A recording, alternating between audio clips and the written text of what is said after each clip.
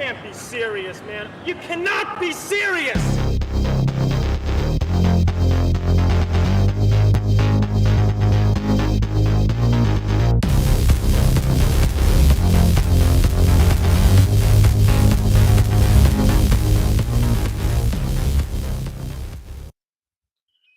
All right, we're back. It's me and the Dog Man, Mr. Al Dawg. What's going on, brother? How are you? I'm doing good, man. Getting after it every day, trying to make it in America in this ever-shifting, hilarious, ridiculous, and potentially dangerous landscape we find ourselves in day by day. No doubt about that. Yeah. It's getting dicey out here. Yeah, for sure. The shortcut looks good on you, man. You're looking like you're ready for war, man. Ready for action. Yeah, I'm going full Aries mode, man. I'm getting ready for Aries, which is coming up, but we're going Aries and we're also going like Virgo villain because I got this black. I haven't popped the collar since 2004, and we're just going Virgo villain tonight. Let's see. There we go. Virgo villain. So I've got my Belichick hoodie. Okay. I could go Darth, man. Yeah, this is the Sith edition of Sirius Sports. Although I look like a fucking weird old dude there. All right, that's better. Well, with the hood on, it's very warlock. It's very it's kind of warlocky, right? Yeah. I'm here with Al Dawg tonight. Yeah. And we're going to be talking about sports. I think with that outfit, sports supernatural influence over the masses. With that outfit, and if you gave people unprompted, unsolicited readings in the supermarket on the spot, you just gave people readings and just were spot on, that would be crazy. No gluten for you. Okay. No gluten. Okay, can I ask you something? How good are you at judging people's astrological sign based on their facial features? I used to be really good. Okay. Really good. Yeah. There, I think there's that website. What is it? AstroSeek or something like that. They actually have an exercise where they roll faces by. Wow. And you get to try to guess their signs. Wow. The one sign that is always hands down the easiest to fucking get is Scorpio. Easy. Mm-hmm. I gotta be on the lookout for that. The Scorpios have slitty eyes. They do. They have slitty eyes. Mm-hmm. You're looking. I'd say that dude's a Virgo. Based off what? Is it based off? I forget. The hair and everything, dude. Okay. You're tight. You got the Virgo fade going on. Yeah, dude. Virgos are hilarious. I follow this one Instagram account, and they, it's more of a hip hop oriented crowd, you could say, but they're really into astrology. And they describe the things that Virgos do. It's like a Virgo page. And it was just astonishing. Virgos wearing black. Virgos are, they're highly organized. They don't open up. That's true. They, they think about things in advance. And a lot of Virgos are quiet sometimes, but they're definitely thinking and kind of strategizing in certain ways. Well, they're analytical, right? Mm-hmm. They're analytical and they're trying to deal with chaos. That's what Virgos do. I mean, I think, look, I'm barely a Virgo. If I'd been born 6 hours later, I would have been a Libra. Mm-hmm. So I'm at the 29th degree of Virgo and there's nothing left in the sign. And I have had quite a few people that have lived with me and have questioned my astrological sign. You sure you're a Virgo? You don't live like a Virgo. Some Virgos are meticulous, right? They're pretty, are you a clean person in your household? You keep a clean house? I would say this, man. Things I care about, I'm super clean about. My bookshelf is organized. It's perfect. You know what I mean? But things I don't care about, no chance. You know what I mean? All right. So you're selectively. Yeah. Selectively clean. All right. Right. All right. I get it. Right. What's your rising sign again? What is it? Libra. That's what makes you such a pleasant fellow and easy to get along with. Yeah. Hey, so what's up with going private on on Twitter. What's that all about? Okay, I'll tell you, it was a combination of things. It was the last couple days, it was saw some girl get beat to death, and then I saw what's going on in Haiti. Yeah. And I'm just seeing my personal opinion on that website. It is Neuralink. It hacks into people's brains more so than any other site. I mean, you could make arguments for TikTok and Instagram. They all kind of do the same thing. But, I was just like, what the fuck am I doing here? Like, what? We're going to privatize. We're going to make this a private club. We're going to make it like a private chat because I don't really feel like interacting with all this bullshit, this chaos right now. I don't need the world's chaos on my phone. You know what I mean? So it's a very Virgo thing to do.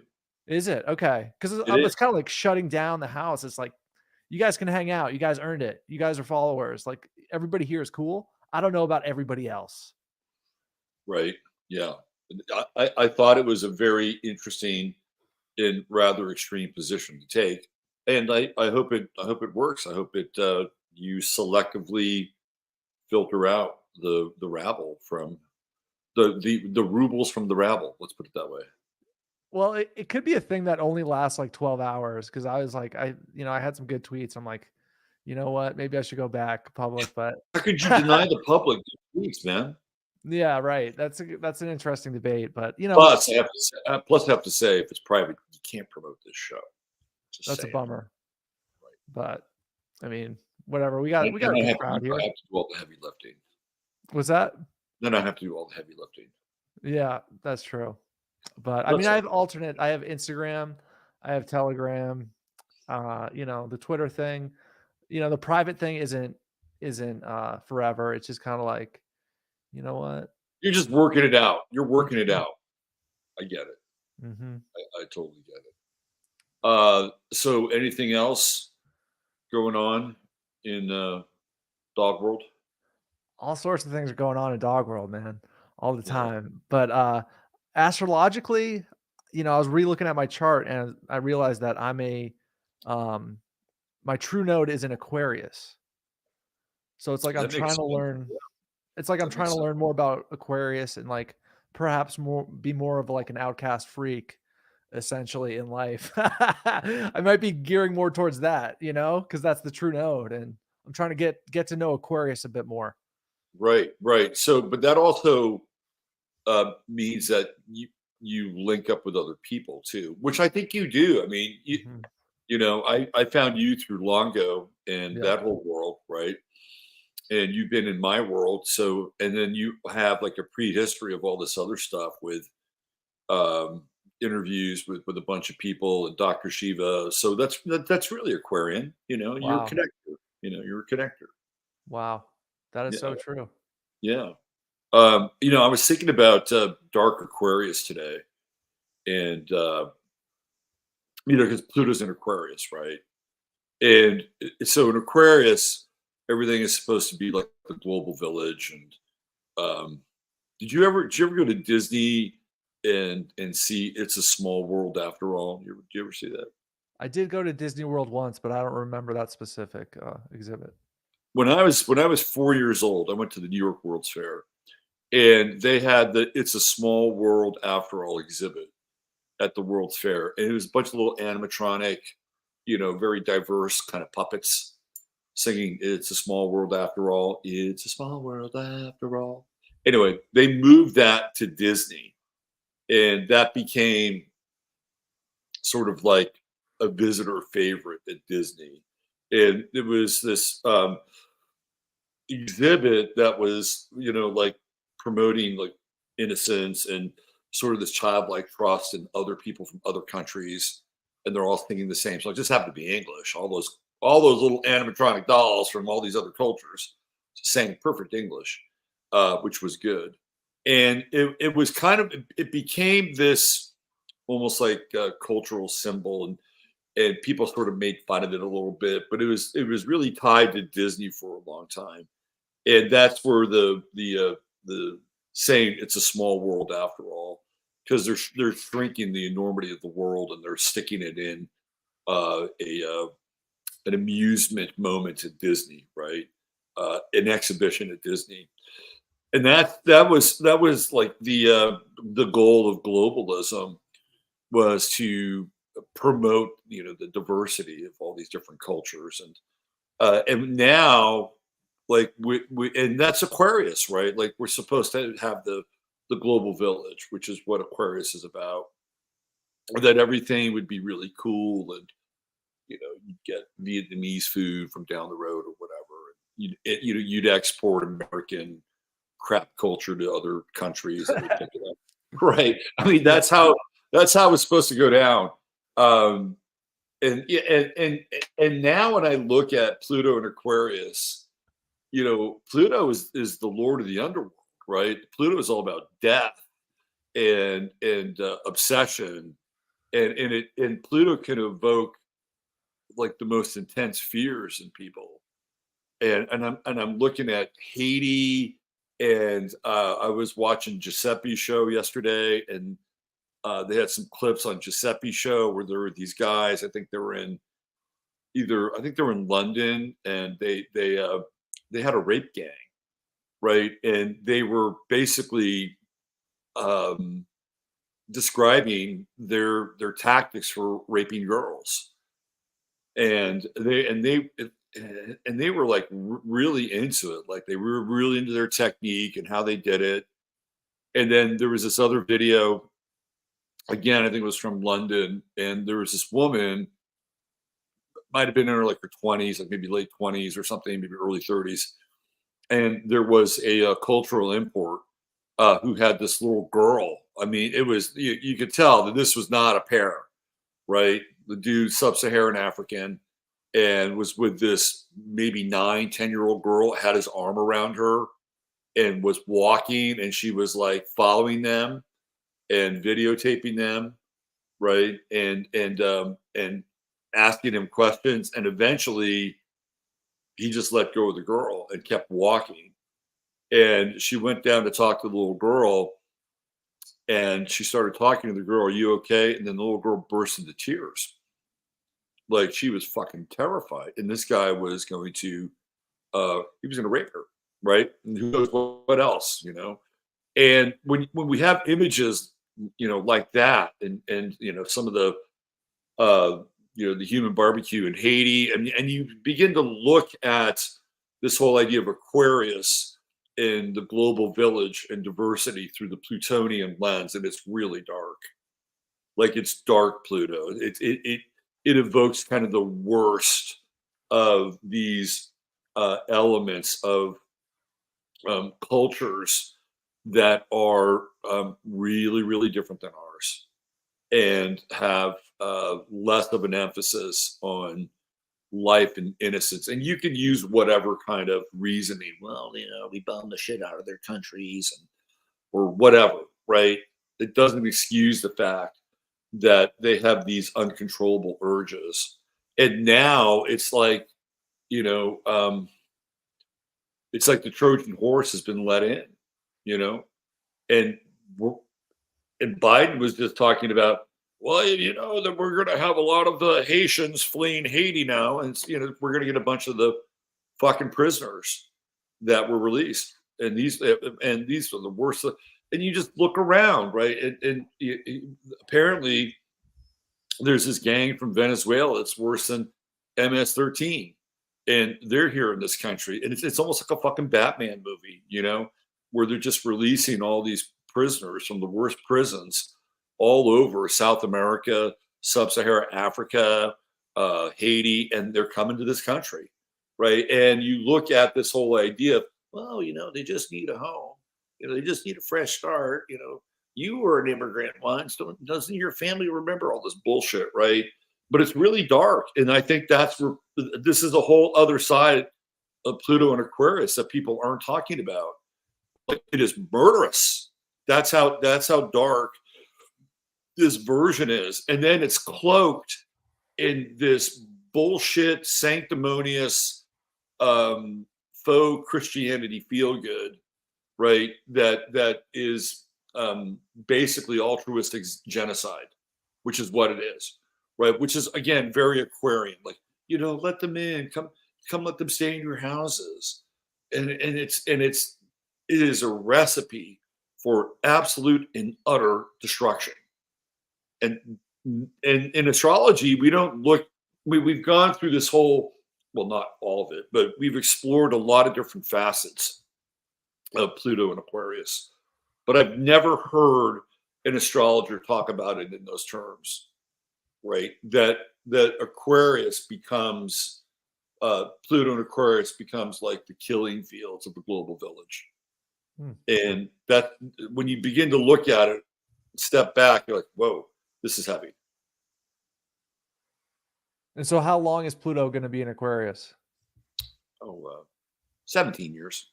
No shit. Yeah.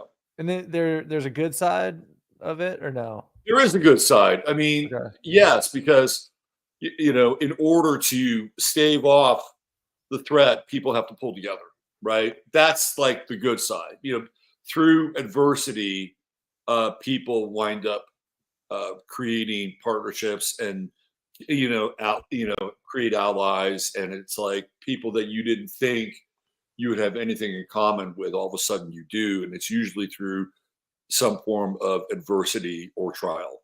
And all of a sudden, oh, you're on my team now. Okay, well, good. That's I think part of the good side of Pluto and Aquarius. The other, Aquarius is one of these energies where it's really hard to tame. And when you try to like, when you set out and go down a path, let's say, some sort of, social engineering or global engineering or something like that. And they have this goal in mind, whatever the goal is. In Aquarius, it usually doesn't work out. Like things get flipped and turned over, and it's disruptive. So I think it's really, I think it's difficult. Like Uranus rules Aquarius, so chaos is always a part of the equation. So introducing, all these new people and new groups, and generally not the best of the bunch, right, is a very Uranian move, right? It's really chaotic. And then you have to deal with the chaos, which is that all that's intentional. But you don't really know, like, for instance, you could have, let's say, people in Chicago, right, who are Black, and they're all of a sudden they're seeing the effects of this, and as a result of that, they begin to question like the Democratic leadership and the progressive plantation, and all of a sudden you've just red pilled the most Democratic district in Chicago, because all of a sudden these people have been moved to the front of the bus before them. So there are unintended consequences that happen with Pluto and Aquarius, or just Aquarius in general. So I think that's good, actually. That's a good side. Yeah. And is Pluto and Aquarius the thing where it's similar to what was going on astrologically during 1776? Yeah. So yeah, we launch into the Revolutionary War with Pluto and Aquarius. Absolutely.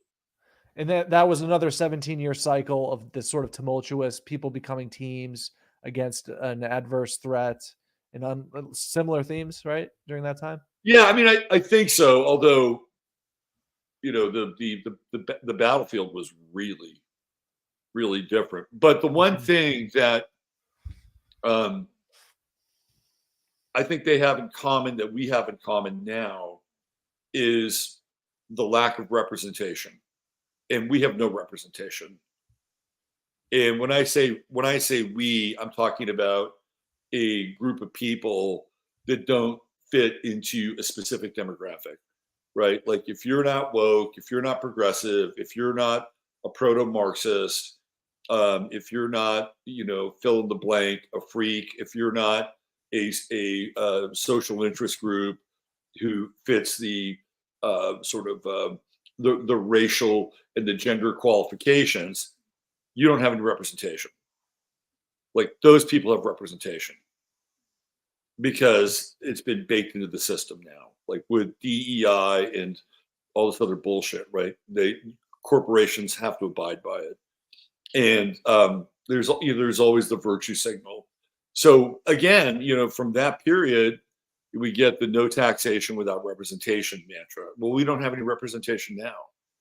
So that connects us to that period of time. There's other things too, but yeah, it's a good question. Interesting, man. Yeah, that's kind of a black pill.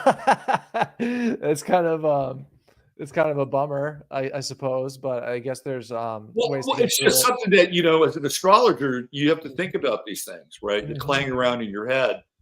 And it just, it was yesterday, and I just thought, fucking Pluto can be really, really dark, and it's the Mhm. underworld, and it rules the occult, right? Pluto rules the occult.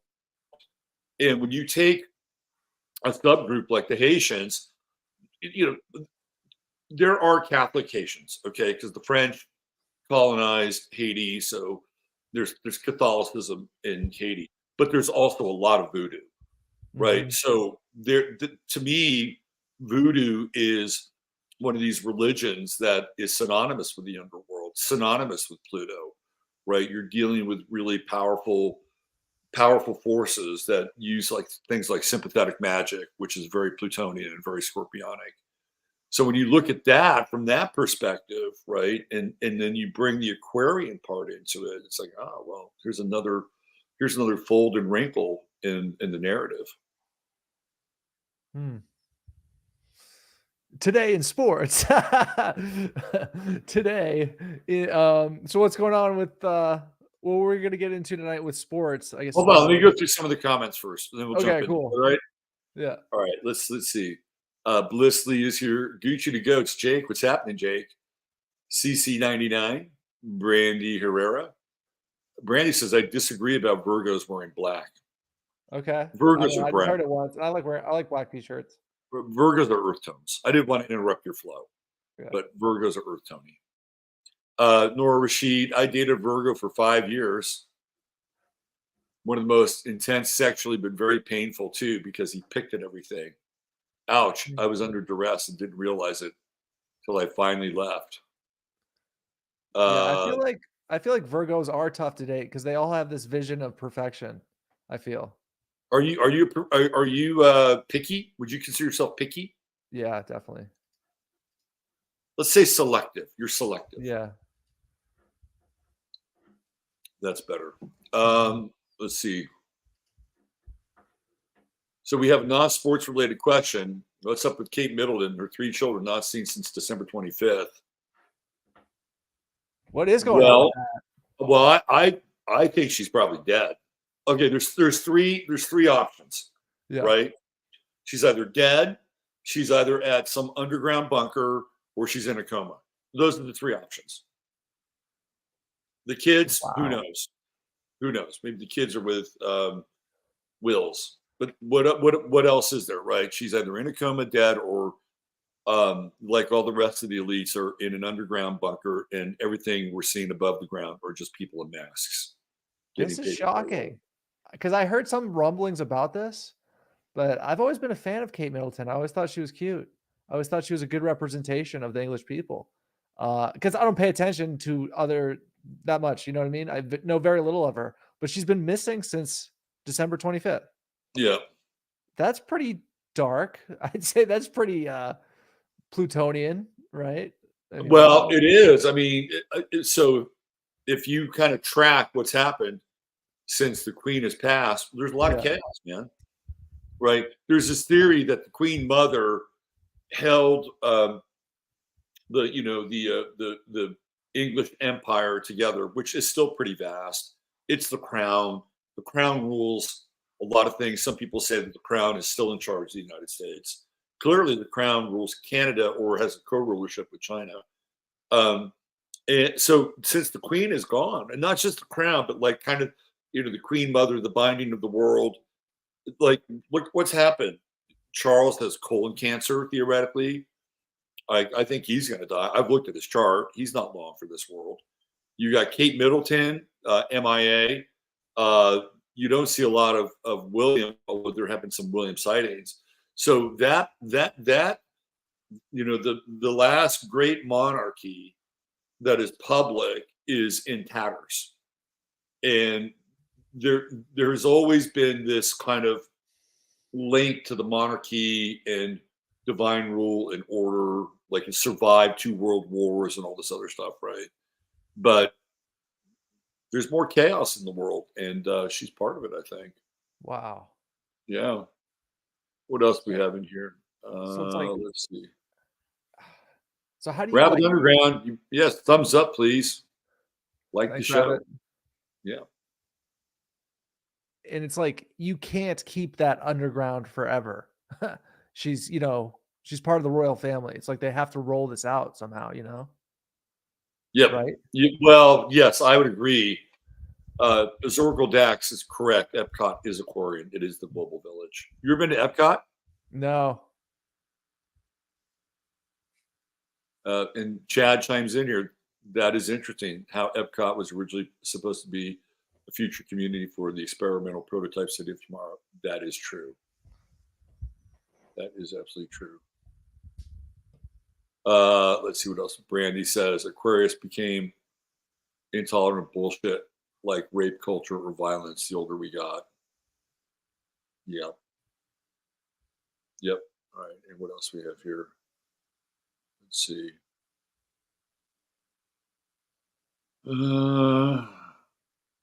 Mary Lee's drinking Cuban rum tonight. Got a cigar for that, Mary Lee? Let's see. The lovely and talented Joan S. says she's in witness protection. Zoracle Dax says rehab. What else we have here?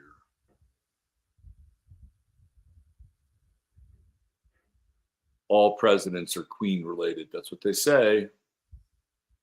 Oh, we got a W.C. Ray sighting.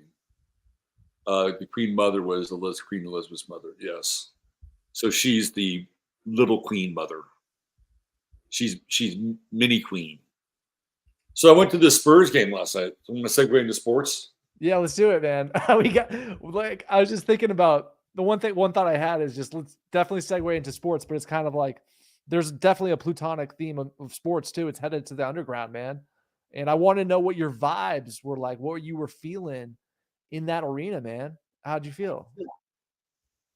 Well, I went with two really lovely people. I went with Axel, the history kid, and his mom, and they're super nice. And Axel turned 11 last week. He's a big Spurs fan. He's really, really excited to see Wembanyama play. So when you're hanging out with a kid, who has this kind of untarnished innocence, it's not hard to, kind of enjoy the experience, right? Mm-hmm. But I everything was really regimented.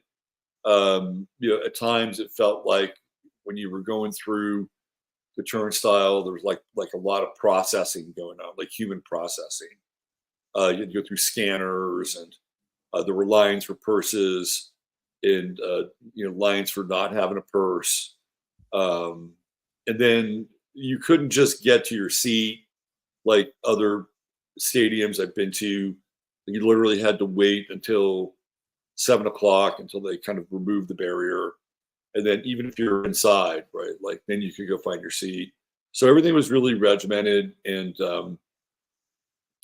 controlled. We're very controlled. Yeah. And there's, I talked about this morning. There was at no point really during the game was there anything that wasn't happening. Like there was always something happening. During a timeout, they do like stupid shit on the court, do like dance teams, and then they'd have a lot of like little activities, kind of in between, or they'd have the fan cam, right? You go around, people get on the, and they'd start dancing and shit. And music plays. I don't know if you've noticed this, but they play music during the game now. And, Yeah, I have. And yeah. Think about that. Well, it's kind of an aspect of hip hop hypnosis, I feel. You know what I mean? It's like the thing is why I use that term hip hop hypnosis and why it's affected so many generations is because, dude, you can't avoid it. You'd figure, okay, I'm going to watch a basketball game. Oh, wow, they're playing Migos. Three guys who rap about selling crack.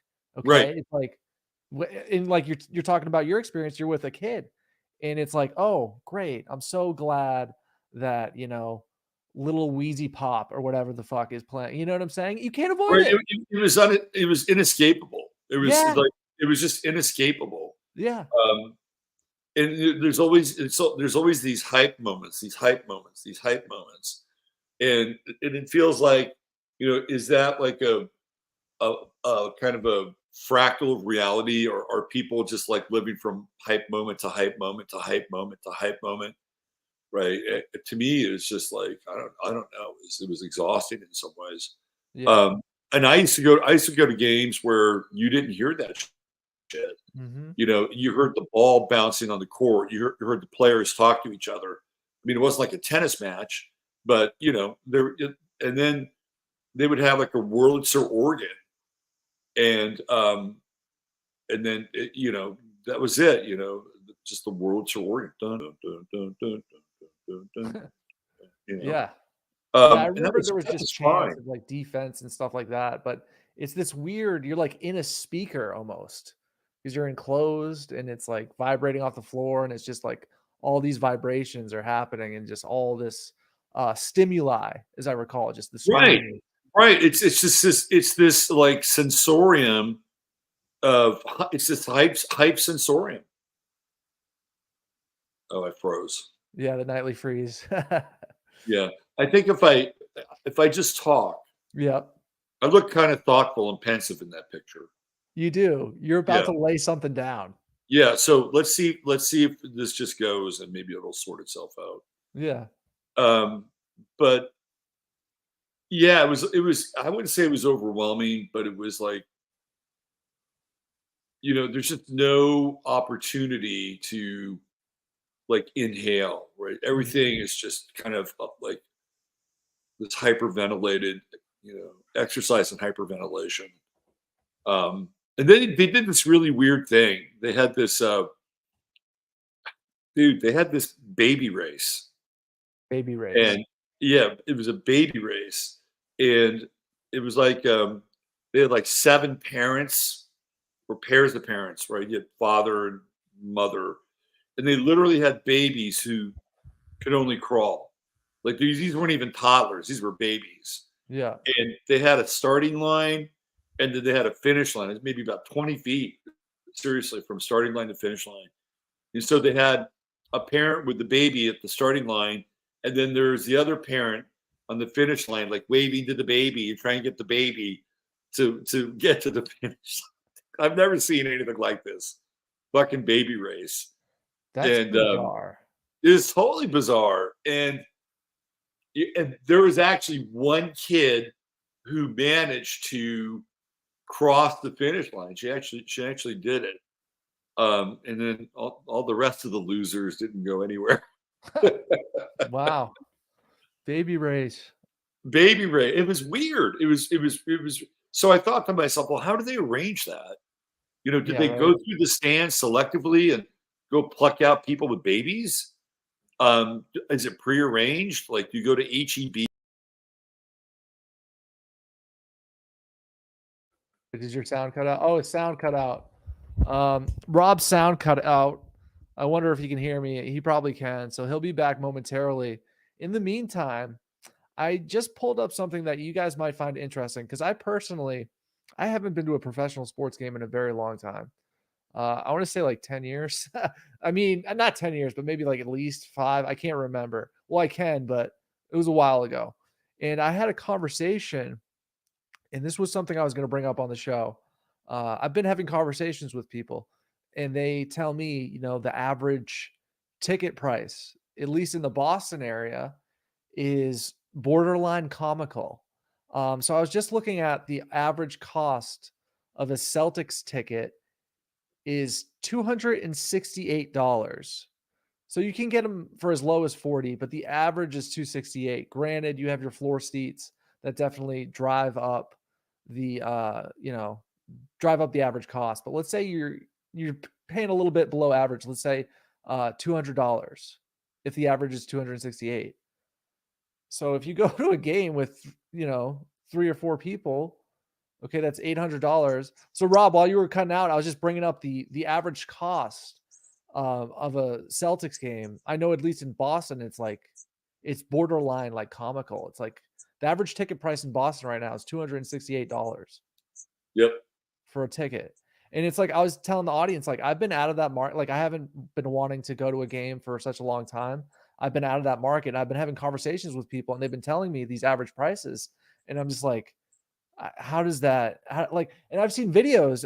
I'm sure you've seen them too, of people paying like 10 grand for a Super Bowl ticket, and it's just like, what? You know, it's incomprehensible almost. Yeah, no, I think I paid $125 a seat for this game, Okay. and they were not great seats, but they were the best that I could find at that price. If I wanted to get to the next level of seating, I was paying like $300 a seat, and I wasn't going to do that. Right.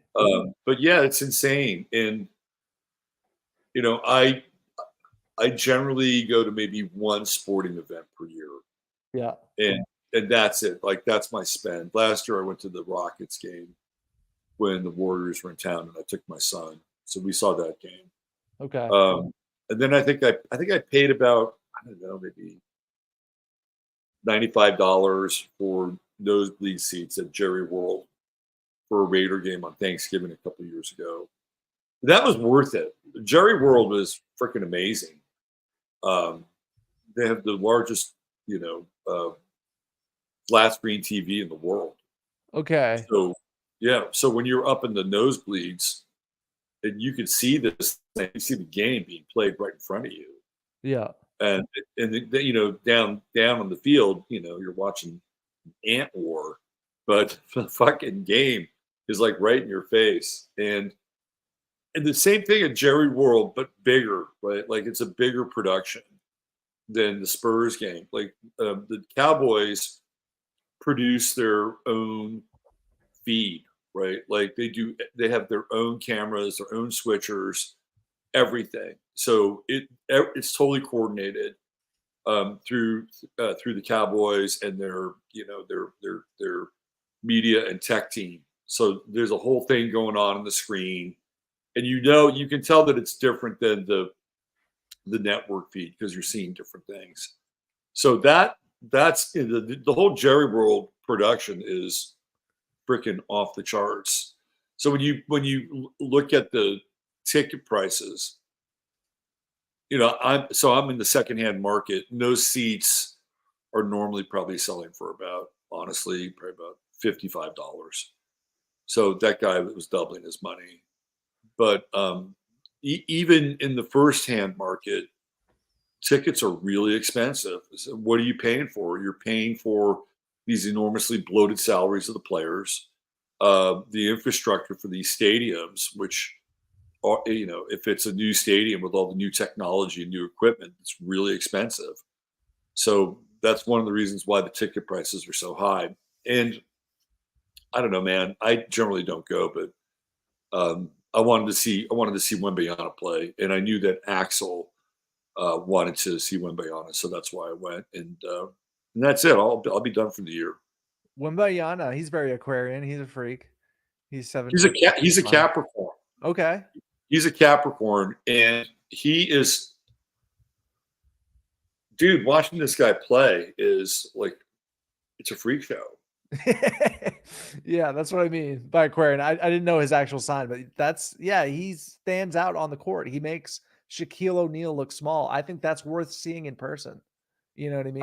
I wanted, how often do you get to see somebody who's 7'4", yeah, and moves like he's 6'4", right? Mm-hmm.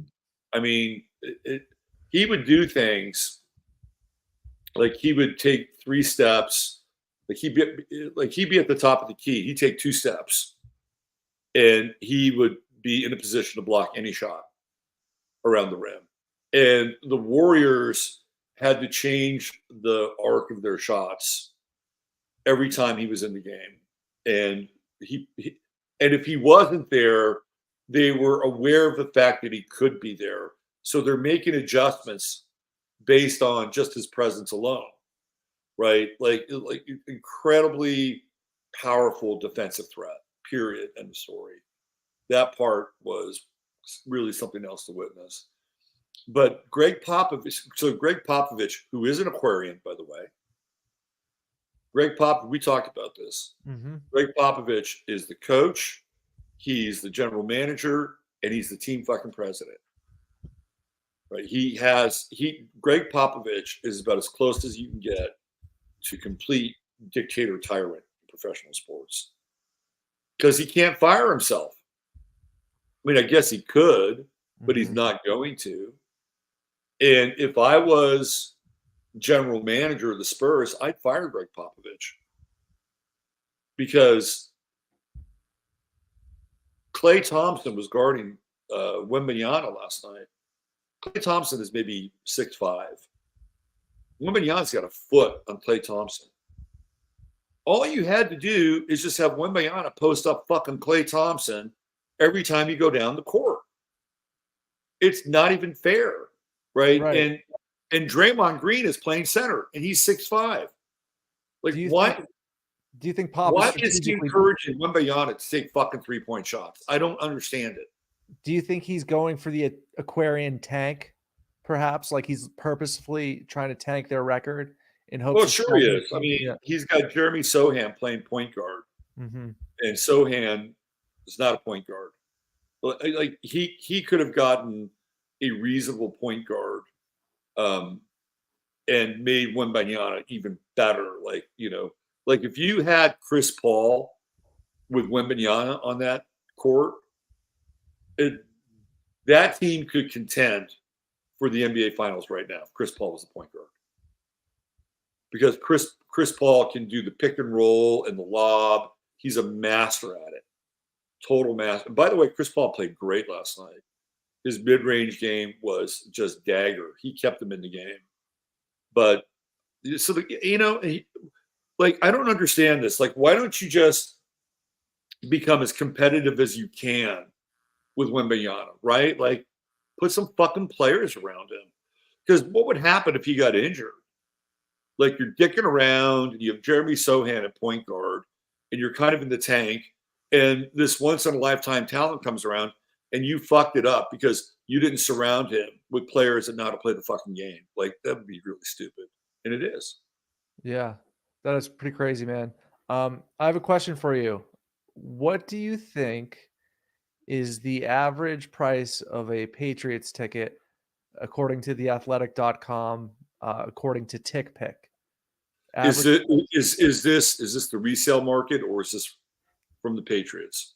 While the Patriots average ticket price of X, I'll let you guess, according to TickPick, is certainly inflated by the honoring of Brady at the opener against the NFC champs. Oh, so they're talking about this past season. The team is still a draw, blah, blah, blah. Outpacing last year's hottest squad by ticket price, the Las Vegas Raiders, who have the second highest average ticket price. They got to pay for a new stadium, right? That's why the ticket prices are so high. All right, I'll go average ticket price somewhere between $400 and $500. Very close, but it's $560. $560. That's high. I didn't think it was that high. I was thinking maybe like $475 or something like that. Yeah, the Raiders are $468 as of last year. I'm thinking maybe some astronomically expensive seats are driving up these averages, but it's like, dude, let's say that's a little bit above average. It's still like really going to add up if you go with a family of four. Well, here's what happens. So there are people who will buy blocks of tickets, right? And they'll get like a season ticket rate, and they'll trade off and be like, okay, I got this weekend, I got this game, you got this weekend, you got this game.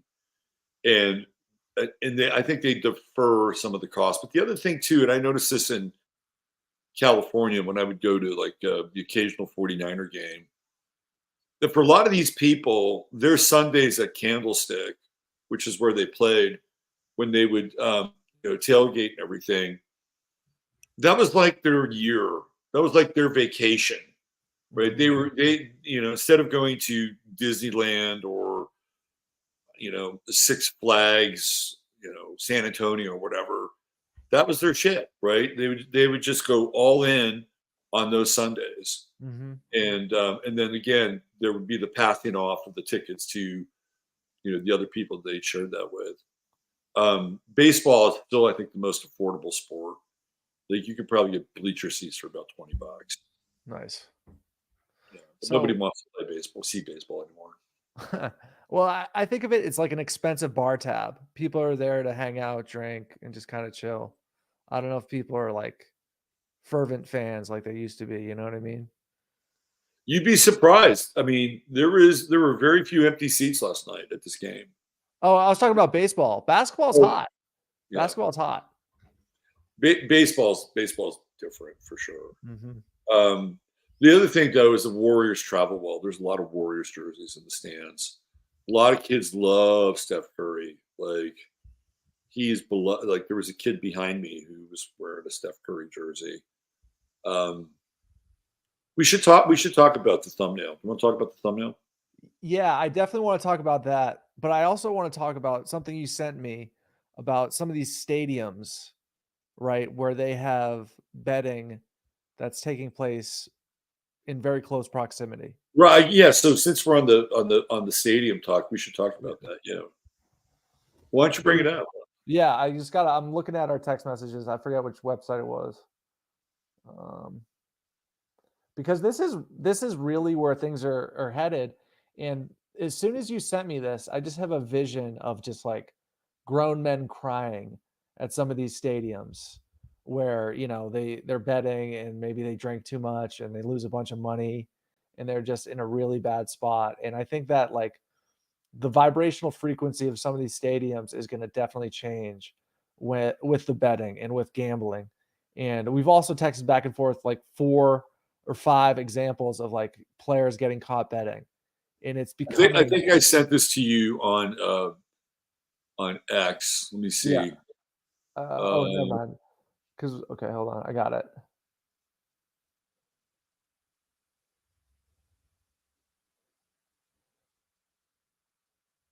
Oh, here it is. Nope. Oh no, here it is. It's just this is what you sent. The Washington Commanders have a sports book inside FedEx Field, and the Jets, Giants, and Cardinals all have sports books just outside their venues. Right. That number will soon grow because NFL owners voted at their annual meeting last month to allow teams to have sports books inside stadiums in states where gambling is legal. Right. That's crazy. Dude, so I think like, okay, oh my God. So you take the family out, a family of 4, let's say, for the big game or whatever, you spend $800 on tickets. You know what? I'm going to place a bet here. You can lose, $3 to $5 grand easily. But let's say you get a little drunk, you get a little bit wasted.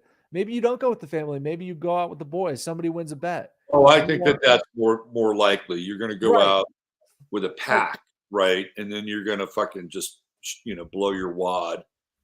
Exactly. You're 10 beers deep.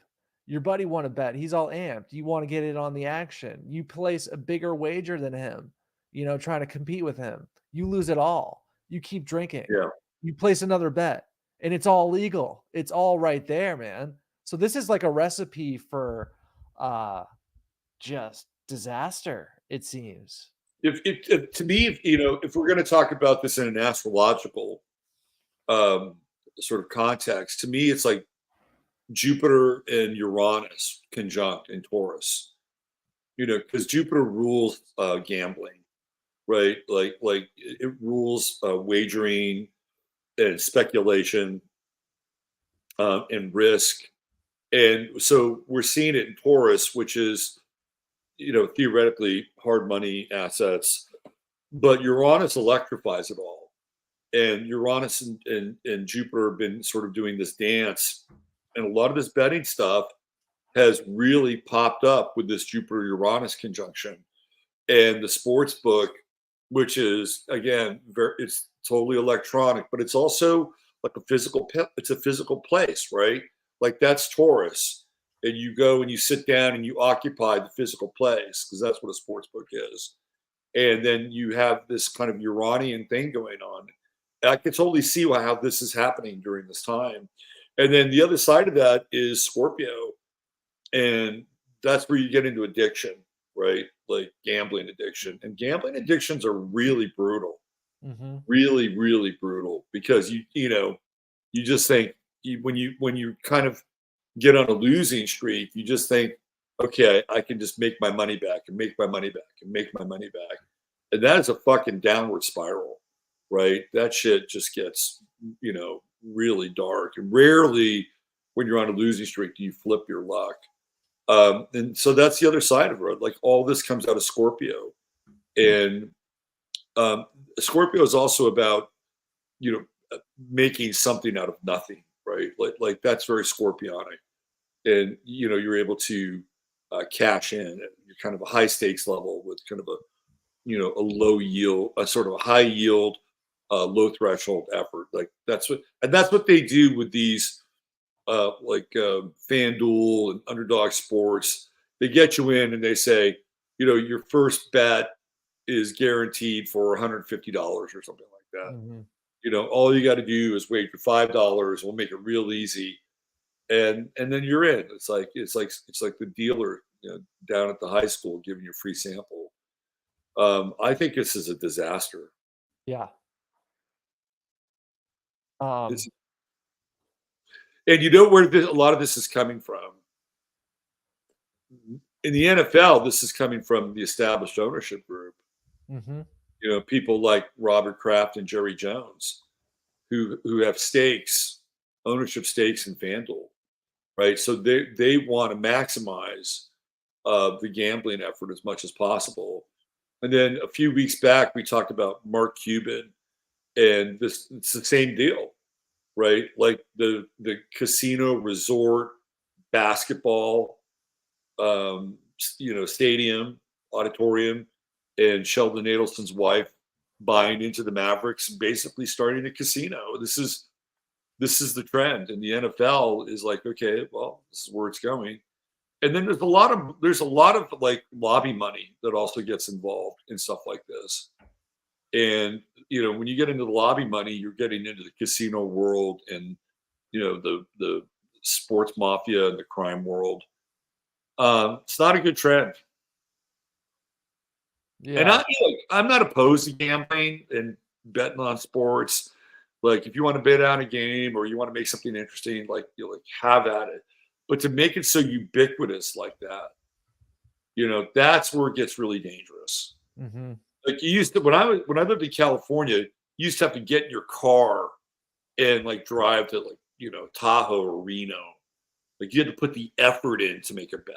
Right. Or you had to fly to Vegas, right? It wasn't like just right here all the fucking time.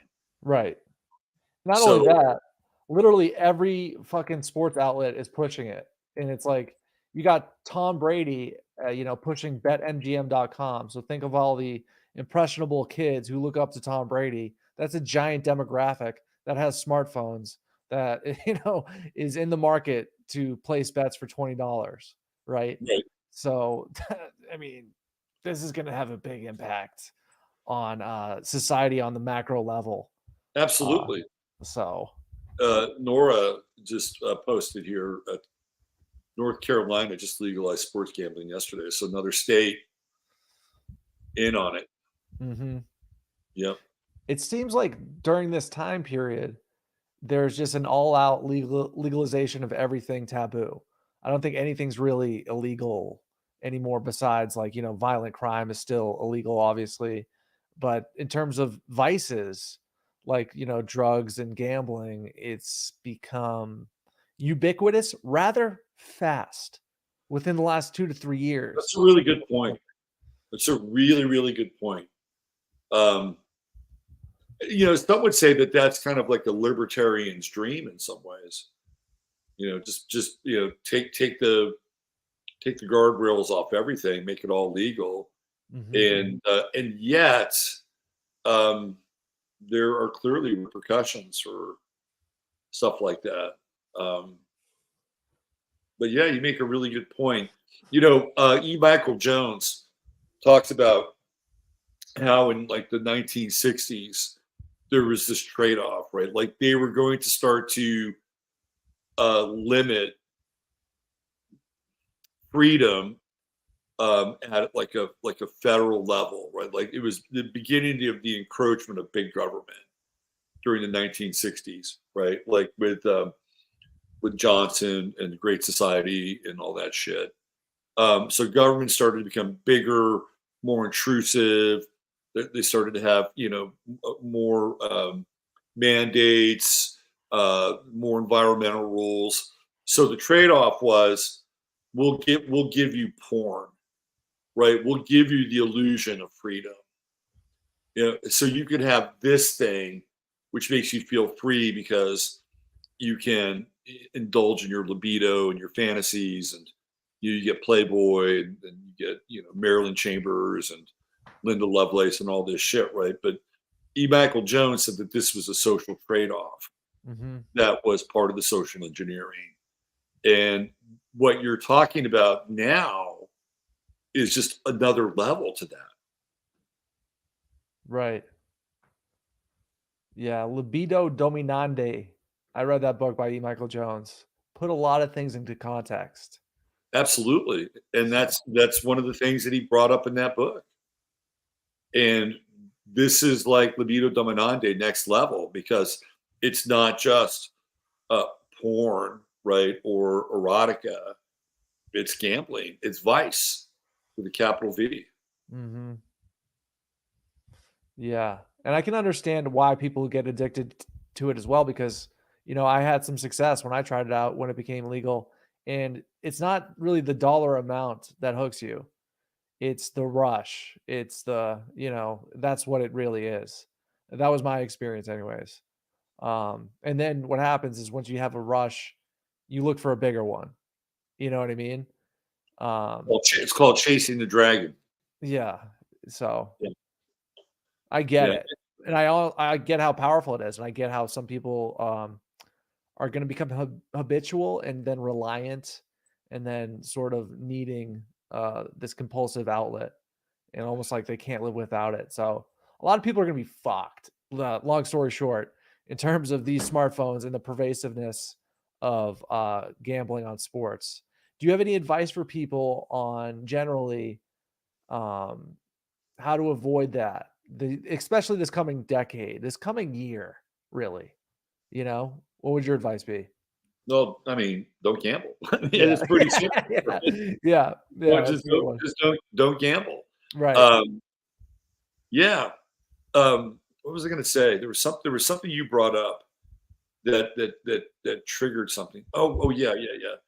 The in-game betting, right? We talked about this a little bit.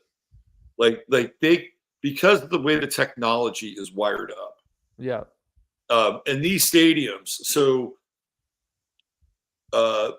what's his name? Jed York, who owns the 49ers, right? His parents actually, he runs the fucking thing. So one of the things that Jed York got into was turning stadiums into these completely wired experiences, right? Like, with super fast 5G shit going on inside the stadium. So you can get clips that, like, if you have a 49er app on your phone, right, you can get clips and other angles of the play, that just happened. They do shit like that. You can order, you do all these things, right? But it wasn't just for the 49ers.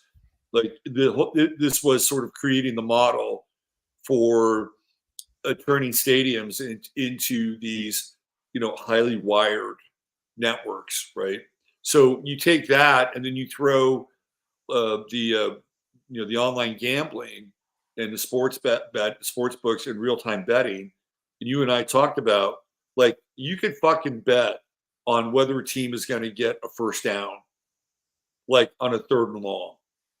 Like, you could make that bet in that moment based on the how it's all wired, right? And the cell phones getting faster and faster. And then there are players on the field that could fucking throw a play. easily, like a 3rd and long, a 3rd and 20. They'll never get this one, right? Well, what are the odds of getting a first down in 3rd and 20? Oh, they're 5-1. Let me throw $100 on this thing, right? But somewhere in the defense, you got a cornerback that falls down or whatever, right? Because they know this down and distance thing, and maybe they got boys in the stands. I mean, it starts to get real shaky, right? Real shaky when you have real-time betting on plays, and that's coming. You sent me something funny. I'll send it in the chat if we want to pull this up. But Rudy Gobert got a $100,000 fine, it appears. $100,000 fine for doing a little money gesture towards the referees, implying that they were betting or gambling. Yep. Yeah. That's Let me funny. throw it up there. We'll do it. So this happened just the other day. Yeah. And Rudy Gobert, what's really fascinating is that this happened, was it March 10th? Right. So this happened basically on the 4-year anniversary that Rudy Gobert tested positive for COVID. And that's when the NBA shut down. And that's when America shut down on 3/11. And this story was posted on 3/10. So isn't it weird? Like he's connected to like this date. It's interesting. I just think about his last name, Gobert. It's almost like go vert. You know what I mean? Like go vertical, go up in a weird way. So here it is. The NBA fined Minnesota center Rudy Gobert $100,000 on Sunday, 2 days after he implied that referee Scott Foster was not calling games fairly and further suggesting that gambling is having a detrimental impact on the outcome of the games. The fine is the maximum the NBA could give under terms of the collective bargaining agreement that went into place last year, matching the $100,000 fine given to then Philadelphia guard James Harden for his public trade demand last fall. Gobert was called for a technical foul in the closing seconds of regulation Friday night in the Timberwolves 113-104 overtime loss to the Cavaliers when he rubbed his fingers together several times, the so-called money sign that he directed toward Foster. And he says, "I'll bite the bullet again," Gobert said after the game. "I'll be the bad guy. I'll take the fine. But I think it is hurting our game. And I know the betting and all that is becoming bigger and bigger, but it shouldn't feel that way." He's saying the quiet part out loud. That's why they hit him with that $100,000 fine, man. It's like it's kind of like a defensive. You know how when you say something to somebody and they react, they pounce on you, they're real mad about it. Yeah. It's like a defensive thing, right? And that's what I see with that $100,000 fine. It's like, hey, dude, shut the fuck up fast. You know, well, what I it's mean? sending the message to other players too, right? Yeah. Like if you do that, we're gonna hit you in the pocketbook. Yeah, it's gonna sting, is what they're saying. Yeah. So, I mean, that's wild, man. Yeah, that's interesting. I don't know what else to say about it. Then Rudy seems to be very suspect about some of these referees, and he has reason to be. When Tim Donaghy is on podcasts talking about how he would fix games, he's talking with Rasheed Wallace openly about his past in the NBA with his shit. So, yeah, I'm just looking at Rudy Gobert's astrological chart. See what he's got. Because he was the guy that kind of ushered us into Corona, into COVID. that's interesting. He did that press conference. It was the Jazz Nuggets game. They had a bunch of guys with their stupid bullshit fucking test positive, and he started rubbing his hands all over the microphone. You remember that? I don't know. So let's bring Rudy Gobert's chart up here. Let's take a look at him. Oh, that was it. I knew once I saw that, I said, we're shutting down. I went to the fucking store, bought a bunch of shit, and I was smart. Literally, I did. I went right after that game, and I bought, I was the last guy out of the store that night. And everybody else went the next day. It was like, yeah, you lose. So Rudy is a Cancer sun, Venus in Cancer, Mercury in Cancer, Aquarius rising. So he's going to be rebellious. He's going to have those moments, and he's stubborn. He's got a Moon-Mars conjunction in Taurus, and we were just talking about how Taurus and this Jupiter in Taurus has been connected to gambling. So he's got this Moon-Mars conjunction in Taurus, and there's Pluto. Of course, he's a millennial. So he's got a Mercury trine Pluto. That's interesting. It's an interesting trine. Rudy's a little psychic. And what else? A Sagittarian midheaven. Sag are the truth tellers, right? That's their role. So he's got to come with theoretically the truth with the rest of the world. True node in Capricorn. Interesting. And he's got that Saturn in the 12th house. So he's somebody that I think probably doesn't always vibe with the world. Like even in this is what happens with Saturn in the 12th house. Even if you have social integration in your life, you never really feel like you're a part of the world because Saturn's always taking you out of the chart. And I think it's also interesting that it's retrograde, and he's like questioning authority. He's questioning these refs are like Saturn, right? They always tell you, what you're doing wrong, penalizing you. But refs are totally Saturn. So he's got this retrograde going on here. It's kind of an interesting chart. He's got a grand trine. He's got Jupiter in Virgo, and the trines Mars, Moon, and then he's got that Neptune, Uranus. What is it? Where's that trine coming in there? 8 degrees. So it'd be Uranus. So it'd be 8-degree separation. He's got a grand trine, grand Earth trine. He's going to make a lot of money, obviously, with Jupiter in the mix. And Pluto is the highest planet in his chart.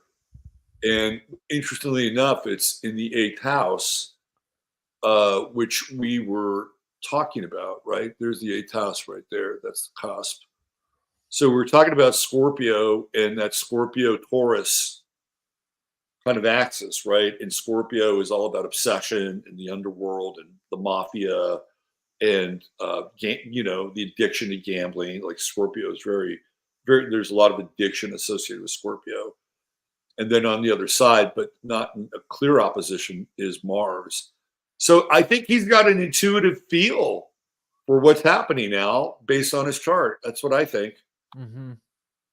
Yeah. One thing I just sent you is an interesting case where a former USC quarterback, he describes being approached by the mafia. And is this Hassan? Is this the Hassan guy? Yeah, it is. Yeah, you sent me that earlier. This is another like iteration of what we've been talking about. Yeah. And what's interesting about this is, how there's this whole strata of like former mafia guys that are now YouTubers? Yeah. Yeah. You've seen some of those guys? There's a bunch of them. Francis. Yes, he's the one. Michael. Yeah. He describes how he would approach players at St. John's in New York City. And he would go up and he describes exactly the same approach that this USC quarterback describes, where he would go up to these players and say, hey, man, they'd be at the club, they'd be cool to talk to. They'd have girls, they'd have bottles, whatever. And they'd be like, hey, man, you're probably not going to make the NBA. This must have been easy when these guys weren't getting paid, when the college players weren't getting paid, right? They say, hey, man, you're not going to make the NBA. But if you do this for us, score or don't score, blow it, whatever the case may be, we can put 10 grand in your pocket. Yep. And then from there, let's say he fucks up and it's like he owes them 10 grand now or something like that. They don't even mind that. You're in the pocket. You're in the pocket. Exactly. Because then from there, they can leverage you and be like, okay, you don't owe us 10 grand, but you're going to need to do this now. Like for sure. You got to do that. Like in the third quarter, it's got to happen, or you're going to owe us 25. So that's a fascinating process. Let me pop this thing again. This is Dan Dakich. Dan used to play college basketball. Dan was a pretty good player back in the day. He was a hard-nosed player. And I think he does a lot of stuff for Outkick now. Should we just play this thing? Sure. All right.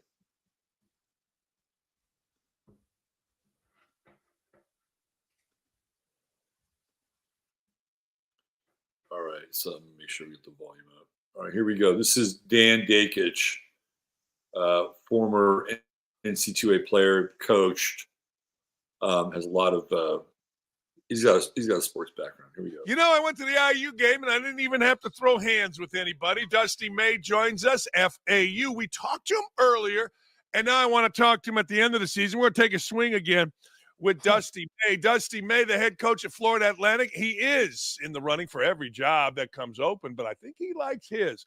We'll talk to him, but let's get right into it. The world of sports is out of its ever-loving mind. I don't know if you saw this, but the Detroit basketball Pistons in Detroit have a general manager named Troy Weaver. By all accounts, Troy Weaver is a decent human being. All right, so that's 36 minutes. I thought he was going to get into it. This is the story. Former Vanderbilt quarterback Mo Hassan recently took to social media claiming that the Italian mob was paying players in the SEC to fix college football games during his time in the conference. During a recent podcast, the quarterback claimed that a member of the mob approached him at a bar in Nashville where he offered Hassan $300,000 to fix a game he was competing in. Not only is this a pretty bold claim, but throwing it out there that the mob was involved might not be the smartest thing to do. Outkick reached out to Vanderbilt on Friday. They're in the same city. They're both in Nashville. To ask if they had any comment on if any type of investigation, the allegations occurred, or if the school had any comment on potential gambling that occurred within the football program. The university declined to comment on the allegations. Getting back to Outkick within 30 minutes, in the course of claiming that the mob was trying to entice him to play ball, Mo Hassan decided to reveal that the mob spokesperson told him that even Alabama players were involved in the scheme. I was approached at Jason Aldean's bar, well, that doesn't surprise me, in Nashville by the Italian mob to fix football games. Mo Hassan said on the podcast, he offered me $300,000. I went to get drinks, and so I'm alone right now. I'm not with my friend group. He comes up to me. He offered me $300,000. He said, for something like this, my clients would pay $250 to $300K for a game, Hassan said. So how much money do you think they're making off that, Al? It's got to be at least like 1.5, at least $1 million, right? If they're going to give him that. But I think they have to get 5 times back what they're paying the guy. Yeah. So that's what I think. Yeah. Hassan did not stop there, deciding to throw an opposing school at the time under the bus. He said, we regularly talk to guys in your position about fixing games. He named guys in the SEC who I don't want to say their names because they're in the NFL right now. And that's a bad deal. But the University of Alabama, I will tell you that, Hassan said. That's pretty pretty bold, Hassan. Pretty bold. Pretty bold. So I don't know what his angle is. He could be telling the truth. He could be starting to promote his own podcast. Who knows? Those are some pretty bold claims. I think it's a thing, but damn. I don't doubt him. Okay. I don't doubt him. Poor Mary Lee. Uh-oh. Yeah. I'm sad if Bama involved. She's had a rough Bama season. Yeah. Yeah. Yeah, I mean, that goes. There was a famous Boston College betting scandal that took place in the 70s. That was. I think Whitey Bulger was involved in that, by the way. So they've been yanking on these sports teams for a long time. There's huge money in it. And to kind of maybe wrap up this segment, making the gambling more ubiquitous and easier, maybe stirs the pot more and provides more enticements for some of these players, right?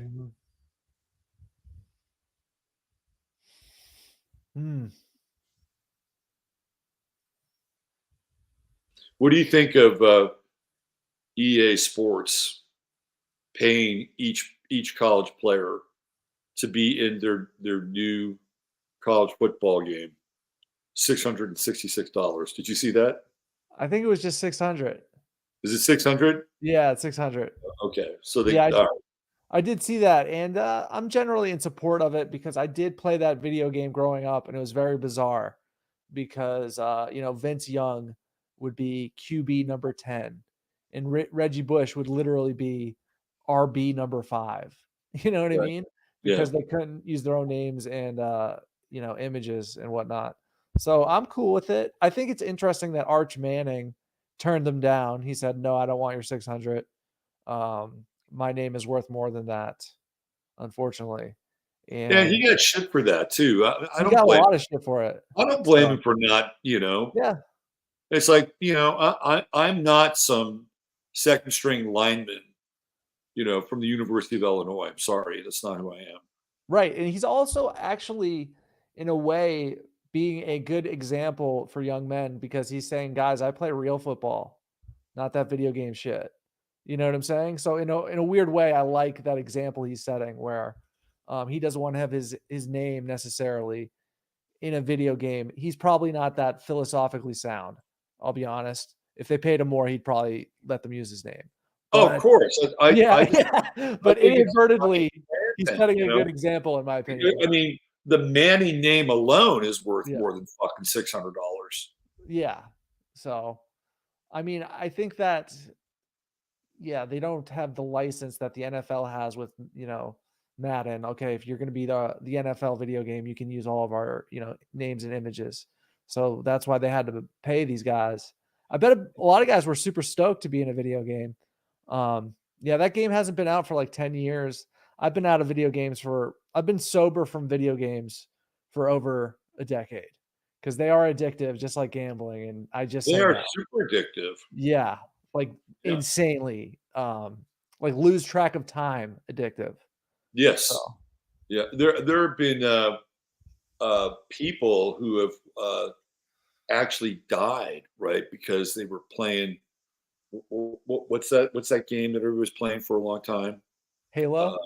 Was it Fortnite? Perhaps Fortnite. There are people that were doing like 30 hours of Fortnite and fucking dying. God. Swear to God, right? Yeah. That's how addictive and dangerous it is in a lot of ways. I guess everything in good measure, right? But yeah, I'm not a video game guy. I went through a little bit of a Madden phase when my kid was young. We played Madden together, and then once, and then that ended. Like I think that ended around at least 12 or 13. He plays video games. It's like I got no interest in playing video games, but I got you, and you were a part of this. I got banned. I got blocked by this guy on Twitter who was making a big deal out of how MLB, like he was this guy's, his name is Not Gaetti, and he's got a very popular baseball Twitter feed. And he's one of these stat nerds, but he dipped his toe into social commentary. And MLB, the show, allows you to create a female character and put that character on a major league team. Right. And there were people that were objecting to this, right, because it takes away from the reality of the game theoretically. And then he's pushing back and basically calling men regressive and toxic and knuckle draggers and, where's your humanity and all this bullshit. Right. And I simply asked him if if he had children. That's what he blocked me for. Yeah. Yeah.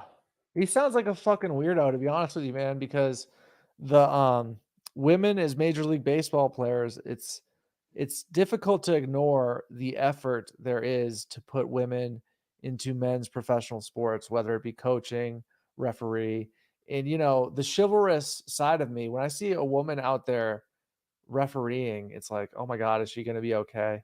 This is preposterous. Can we stop this game? Get this woman out of here. She could get hurt. This is fucking nuts. You know what I mean? So when I hear about something like women, there's this effort to put them in a baseball game. It's just like, I just see that stuff and I'm like, yo, I'm out.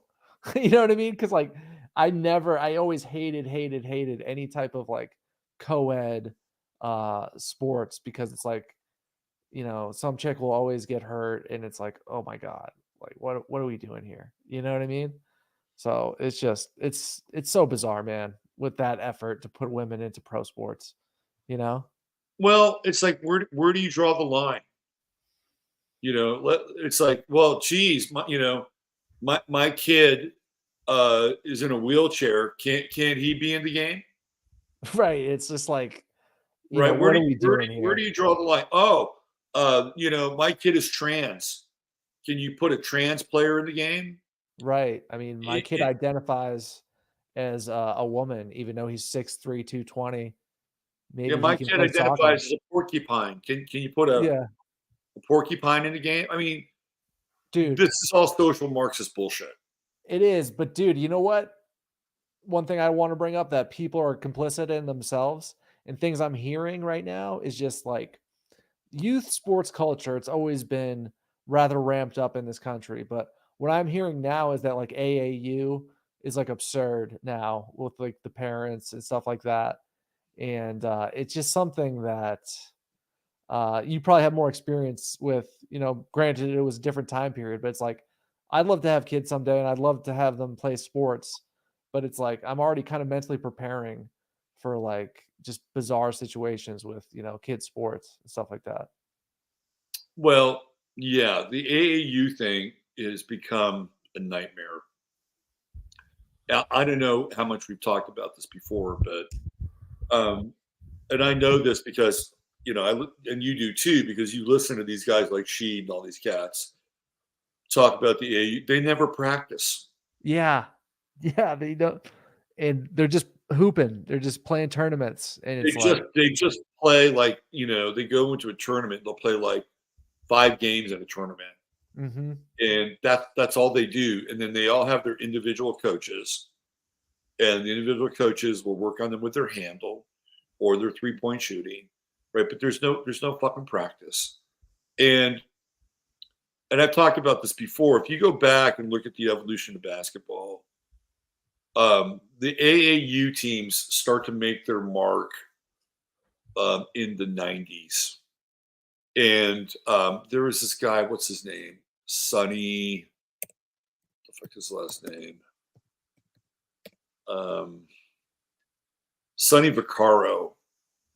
Sonny Vaccaro was one of these guys that got in on Nike and was one of the movers and shakers of the AAU teams. And there was another guy who was part of it. Hold on. What's the guy's name? So if you go back and you look at the evolution of basketball, the 60s, 70s, and even in the 80s, you had dudes who played on like asphalt courts. And, they didn't play in air-conditioned gyms. They played in asphalt courts. And a lot of the play was unsupervised, right? And that's where you learn how to play. And in many instances, you had young guys playing against older dudes, mm-hmm. because that's how it got sorted out in these courts. And if you were young and you could play with the older dudes, but they weren't going to treat you like a kid. So whether it was like Rucker Park or someplace in Chicago, Cabrini Green, or even LA and Venice, like they played fucking hard basketball. And the conditions weren't always great. And then you have the AAU teams come along and all that goes away. Like all the kids that would normally go outside and, play basketball and deal with, intense situations, hard surfaces, that all goes away. So they become like pampered. And that's part of it, right? That's where it all starts.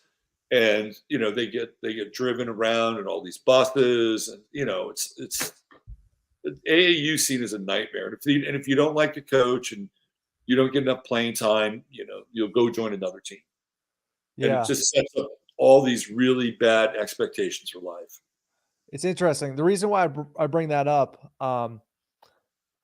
is because Jamal Crawford had a big statement about this. And Jamal Crawford is like a notorious street ball style player. He's like a former 6th man of the year. And he went off. He goes, being in the gym over these last few months in national games, he's talking about AAU, watching, listening, talking to, hearing, there was a lot wrong with AAU, but the parents are near the top of the list. It's sickening. The delusion that exists is crazy. If we're always making excuses for our children's behavior where it has to be someone else's fault and we're not teaching them accountability, we're setting them up to fail. Blah, blah, blah, your child, blah, blah, blah, blah, blah, blah. You get it, right? Yeah. It's talking about how this starts at like 8 years old. So it's like the kids they're trying to hoop. They're just kids, right? For the most part, but they have their own ambitions, but it's really the parents that are sort of the driving force of some of this toxicity. I mean, it's there in almost all sports. In football, we might have talked about this last time. It's these 7-on-7 leagues that they have, which is the equivalent of AAU for football. And just bad environments. That's where Aqib Talib's brother shot the guy at one of these 7-on-7 games. Wow. That's where Cam Newton got into a fight with some of his former coaches just recently. They're the football equivalent of AAU. It's all unrealistic. Quarterback can hold the ball for 30 seconds. They kind of bring in elements of like and one street ball with celebrating. And I think this gets into your hip hop hypnosis, dude. Yeah. So should we finally get to the thumbnail topic, the politics and the job? We've kept them around long enough. Why not? Yeah. Yeah. So the thumbnail, let me just bring the thumbnail up. I'm kind of proud of this thumbnail, actually. I did this thing in like 15 minutes.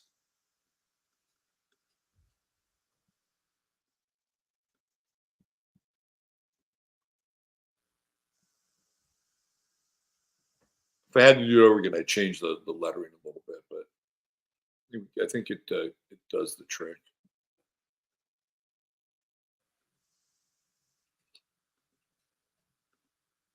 So there's the thumbnail. And well, you brought this up to me earlier, and RFK is fishing around for a running mate. You want to take it from there?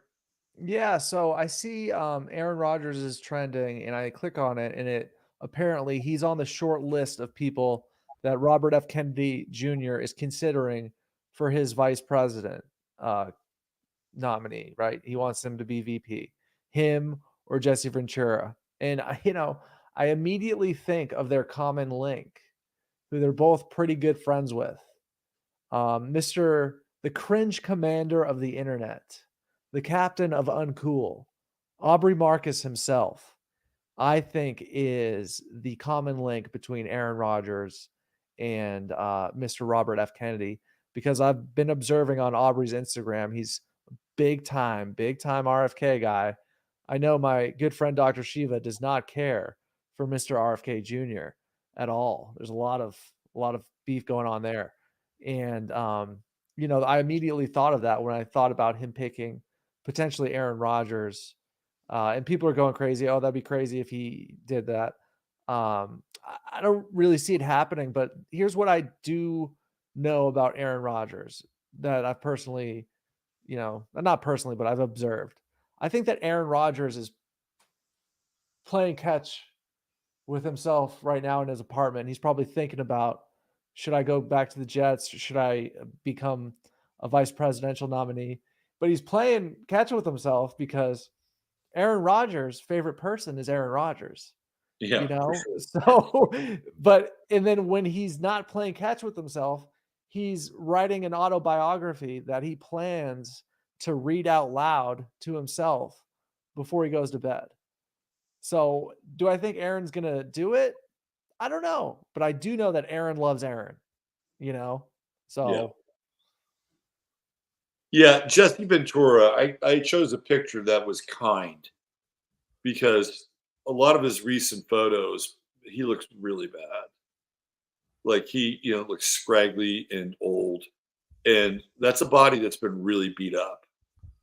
I don't, Jesse Ventura maybe 15 years ago would have been an interesting vice presidential candidate, but I just don't know. I don't know how it helps him, him being Kennedy. Mhm. I mean, he's got some experience. I mean, he was governor of Minnesota. I have a Jesse Ventura story, which I've told before. I don't know if you've heard it, but Jay Widener, when I would go and do shows at Gaia, he would tell me stuff every now and then. And Jay did a really interesting couple of shows with Jesse Ventura on, I think it was on like Court TV or one of these weird channels that they surfaced this Jesse Ventura program on. It was like Jesse Ventura goes into conspiracy world, right? And he and Jay hooked up for the sort of the breakdown of the Denver airport, and which was actually very interesting. And Jay knows a lot about the Denver airport and all the esoteric shit there. But off camera, Jesse told him this story, and it was when he got elected. So it's his first day as governor of Minnesota, which was a shock, by the way. He wasn't supposed to win.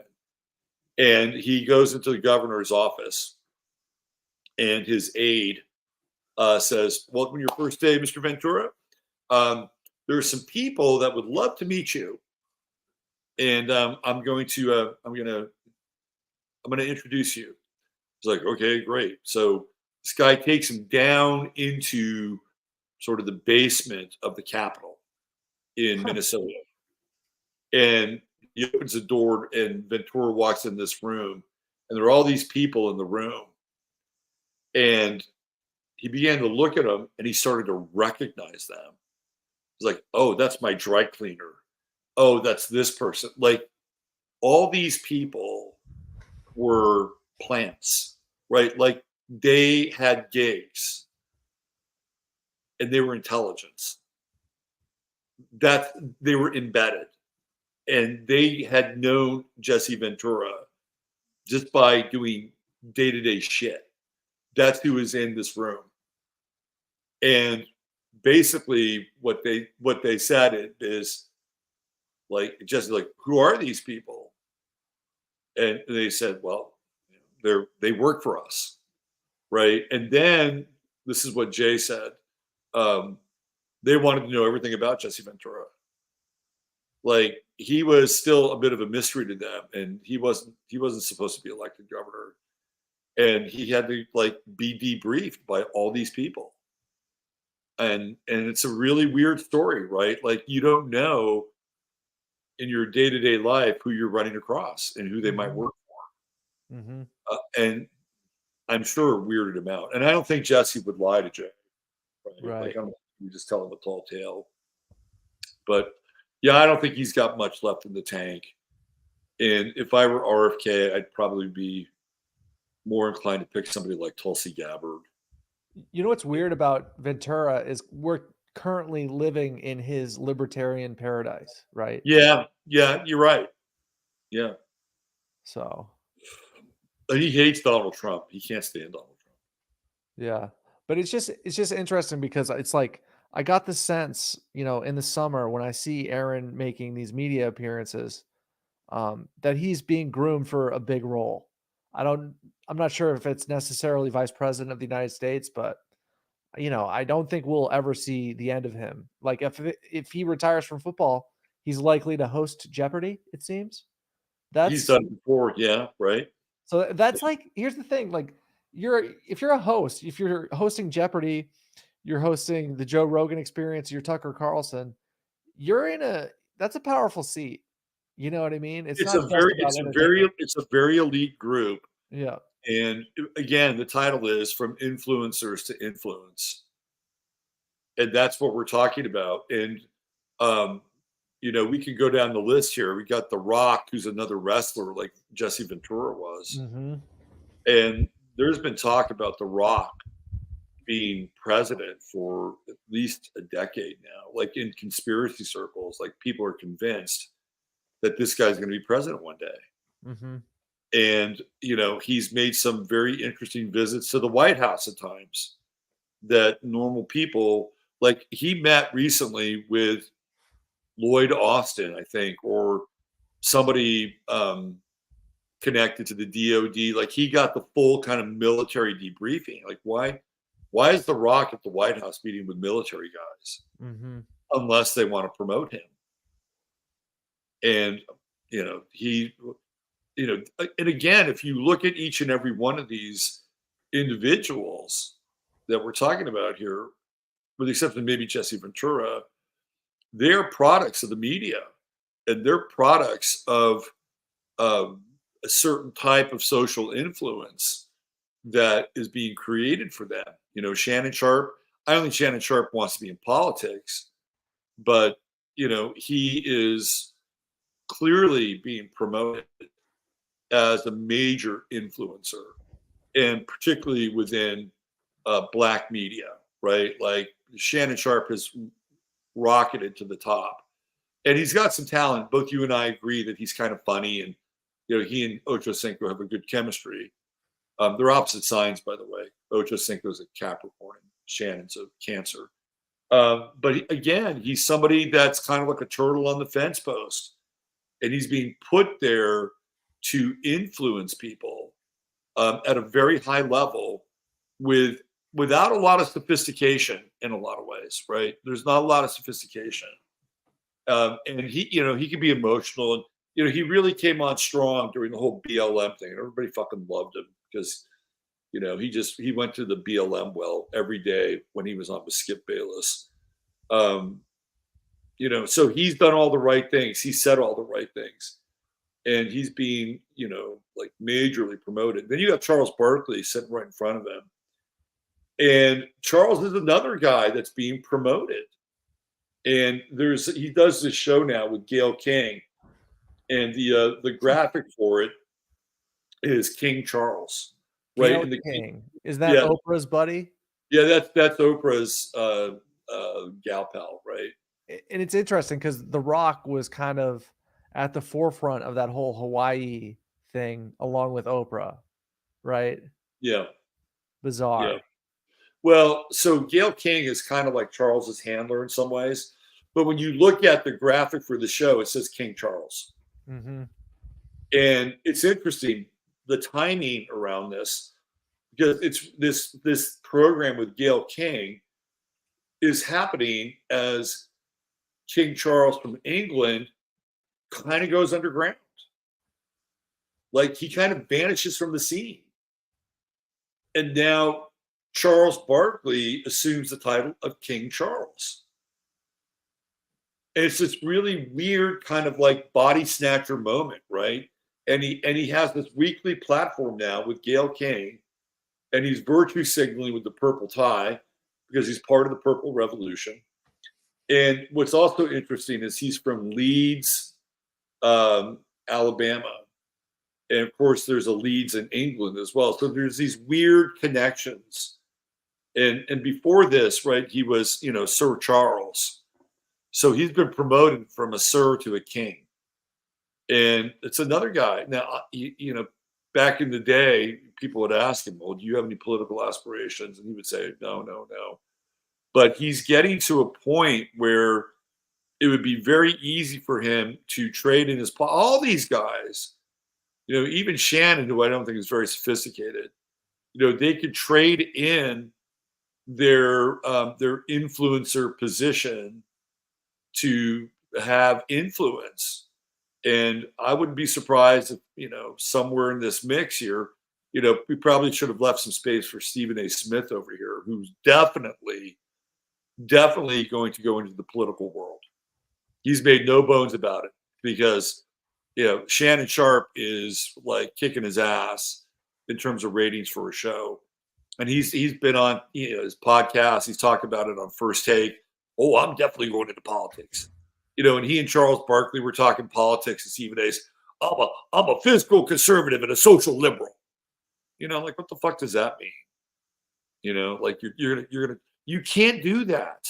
You can't be a fiscal conservative and a social liberal, because if you're a social liberal, that means that you're going to be funding social fucking programs, and you can't be fiscally conservative at the same time. So Stephen A. Smith doesn't know what the fuck he's talking about. It sounds good, just like half the other bullshit he says that he doesn't understand. But again, these people are propped up, and you brought up Steph Curry, and what was that tweet? They asked him about if he was going to become president or wanted to become president. Yeah, he had some statement where they basically asked him, "Hey, would you consider running for office someday?" And whenever I see something like that and it hits my radar, I don't perceive it as organic for the most part. I think it's like, okay, here it is. CBS Sports already, Stephen Curry for president, maybe, says Warrior star who wants to leverage he wants to leverage his influence for good. That's what we're talking about, right? From exactly influence. Yeah. And so what you need to know about Steph Curry is that, he's got Barack Obama on speed dial. Oh, big time, dude. As soon as I saw that, and that was a while ago. We're talking about like maybe 2008. He's been buddies with Obama. Like, how long has it been? It's been a while.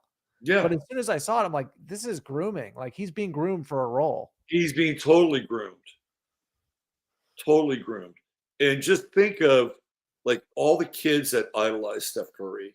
Yeah. Like he is probably the most beloved basketball player in the NBA. Mm-hmm. And in a world where theoretically votes still count, you can leverage all of that for votes. So right. The full quote, they ask him, and he goes, "Maybe I have an interest in leveraging every part of my influence for good in the way that I can," Curry said.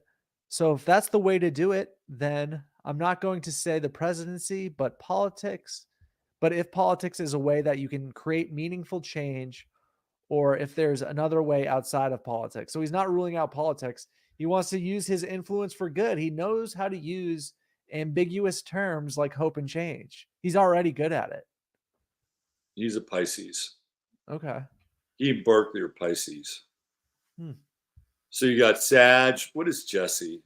I forget what he is. The Rock is a Taurus, of course. Right? With a name like The Rock, you'd have to be a Taurus. Shannon's a Cancer. Charles is Pisces. Curry's a Pisces. I wanted to include the full body of Curry in this picture because his right hand is under his coat, and that's like a Masonic thing. Huh. Right? So he's actually like striking a Masonic pose. And it almost looks like he's got a triad claw too. Like if you look at his hand, it's close. But he's doing the Napoleon thing, right? And you see this on countless like photos and paintings where fucking Mao did it and Stalin did it. Like they're all part of an international branch of Freemasonry is really what it is. So I wouldn't be surprised if Curry's a Mason. So yeah, man. I mean, this is an interesting time because I've been listening to a lot of Nixon and interviews with Nixon, and trying to redeem my relationship with Richard Nixon, which has been good. It's been healing. But when you listen to Nixon, this is somebody who knows what the fuck he's talking about. He understands what's going on in another country. He understands diplomacy. He understands protocol. He understands history. He understands boundaries. Like Nixon knew all of these things, with maybe the exception of Ventura. None of these guys know anything about any of that. All these guys are dumb as shit. Their historical context is mid at best. We're going 5th grade level, 6th grade at best. I would say maybe Rodgers might have a little bit of a handle on it, but to the depth that you would need to understand. Yeah. How it's like Tucker Carlson sat down with Putin and he gave him a fucking history lesson for 45 minutes. Right? That's what I'm talking about. And none of these guys have that at their disposal. No. Oh my God. Like if you put one of those guys in the room with Putin, it would be a fucking embarrassment for everybody. Joke. Yeah.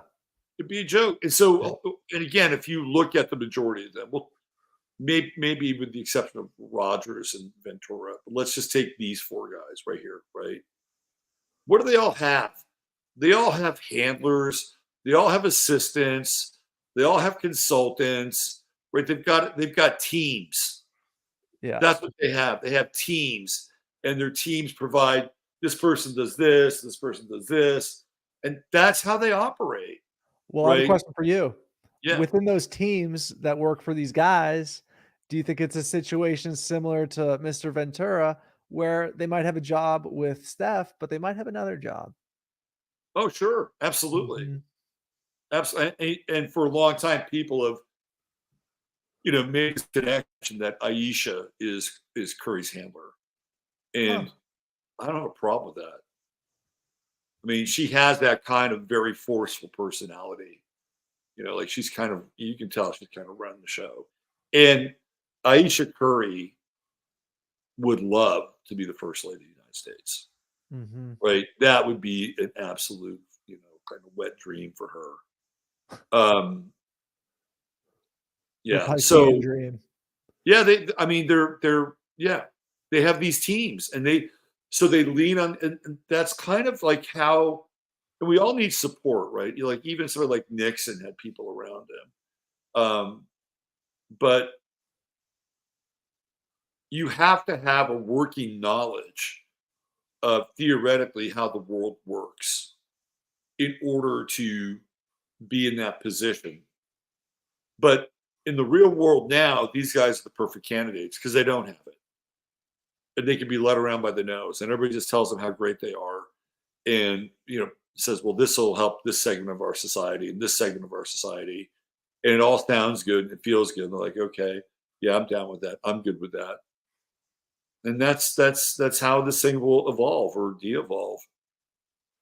And, what's also interesting now is that you go back and you look at historically in this country, before sports, we had war heroes who became presidents. Like Eisenhower was a war hero and he became president. And you had people like Grant and Jackson. And, really the first wave of presidents in the United States where they were attached to the Revolutionary War. So they had this cachet, right? Like, they could handle people. They understood conflict. Teddy Roosevelt was, kind of a war hero, right? So they didn't have pro sports. So these guys have supplanted the war heroes, right? They're the modern warriors, where they would pluck people from the military to step into roles of leadership. And they're really a pale copy. Yeah, not even. Like they're not even a pale copy. It's just like a totally different species or strata of people. You know what I mean? It's a different population entirely. Besides Totally. maybe Rodgers and Ventura, it's like, it's different guys from different parts of the world, You know, Yeah, but that's what's happened, right? Because we haven't had, and to some extent, thank God, we haven't had a major war in a long time. But that's usually what I mean. You go back and look at like Rome, right? Like Brutus was a general, right, for Caesar, and they fucking kill Caesar, and and then who takes over? It's Brutus, right? He becomes the next emperor of Rome because he's a warrior, right? Alexander the Great, right? He's a warrior. It's this kind of this model of the warrior king, and now they're using these sports figures to step in and play those roles, and they're not very good at it. Literally play like they've been playing their whole lives, play a role. Yeah. It'll be interesting to watch how this whole thing unfolds. And we haven't even talked about LeBron James in that context, but that's a whole other discussion. What do you think? What about Tom Brady? Do you think Tom Brady has a political future? I think everybody wants him to. Everybody wants him to. He is a Leo, right? So he is a Leo, and Leos have the in to become president. Yeah. I think that Tom, if he has political aspirations, the number one thing he should not do is underestimate himself, because he's the kind of guy that could change America into a monarchy. And I say that with no hint of irony. No, I'm not trying to be cute or funny. I'm being serious. And I think that's a very potentially awesome thing for everybody. So, if he wants to, the dumbest thing he could do is not be himself and not be a true New England Patriot, because I think he has the potential to do that. Who is Tom Brady, though? I don't even know who the fuck Tom Brady is. Dude, I wish he didn't get that surgery, to be honest with you. I wish he didn't do it. But you know what I've been thinking a lot about in regards to Tom and that surgery? I just think that you see this, why do all these celebrities do that? Like, why do they all I think that cameras, too much camera time or too much mirror time, right, can make human beings go insane. That's the only conclusion I can come up with in regards to somebody like Tom Brady getting, his facial surgery. It's subtle, but it's like, and like these Hollywood actresses like Megan Fox, they do it and everybody can notice. And it's like, yo, why? But like, what is the physiological reason? I just can't help but think of mirrors, and just too much camera time can fuck with people. Does that make sense? Yeah, it distorts perception of reality. Right. Yeah. So I don't know. Maybe Tom. That would be great if he decided to go all the way. I think the two shortcomings of George Washington and Donald Trump is that they didn't declare themselves king. That's the two things that. I think Trump should have gone full tyrant. I agree with you. Yeah, he should have gone full tyrant in 2016. Yeah, and he wound up getting just shat on. He got swallowed by the swamp in a major way, or maybe he was a plan from the beginning. A lot of people seem to think that. It's with that Gemini thing going on in Trump's chart. It's really hard to locate like what's really going on here. Yeah, is he in it from the jump? Did he get swallowed by the swamp? It's like it's really hard to kind of. But when you look at the record in retrospect is not good. And the worst part for me is January 6th. And how he did not pardon anybody from January 6th. In the meantime, he fucking pardoned Jonathan Pollard, who was one of the worst spies in the history of this country. Mm-hmm. So Jonathan Pollard could go live in Israel, whom he had basically gave all these top secret documents to the Israelis when he worked for the U.S. Atomic Nuclear Agency, right? Like, fuck, Mm-hmm. That's like the worst pardon he could have ever done. He pardoned what's his name, Jared Kushner's dad. He pardoned the guy from Death Row Records, yeah. but he couldn't pardon, fucking Julian Assange, right? Who basically, theoretically, if you believe in Julian Assange and WikiLeaks, like Trump probably doesn't get elected unless they have that WikiLeaks dump in October in 2016. Mm-hmm. He couldn't even do that. So anyway, yeah. I'm not WC hopeful. Ray. I'm sorry. What were you gonna say? I'm just gonna say I'm not like hopeful about 2024 in any way. Like I'm somebody who was like fully on the train in 2016. 2020, I was like, all right, cool, let's do it again. And then 2024, I just couldn't care less. You know what I mean? I'm just more focused on my own local environment for the most part. Al, I think that's a wise thing to do.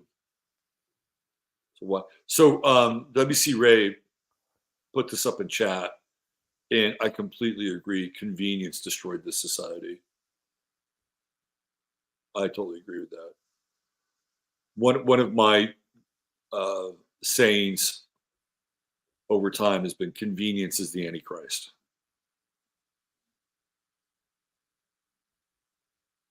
That's heavy. I'll have to meditate on that. It's easy. It's just do this. Just do this. It's so convenient. Mm-hmm. Go ahead, take this shot. You're going to want to travel, right? You're going to want to travel. Just take the shot. It's so convenient. I heard that refrain more than one time. Tom Brady, just to round off the Tom Brady thing, I don't really even know what he stands for. Yeah. Maybe it's like I'm going through a sort of delusion here where I've seen this man exhibit leadership and tenacity on the football field, and I'm sort of thinking, hey, that will translate into other areas.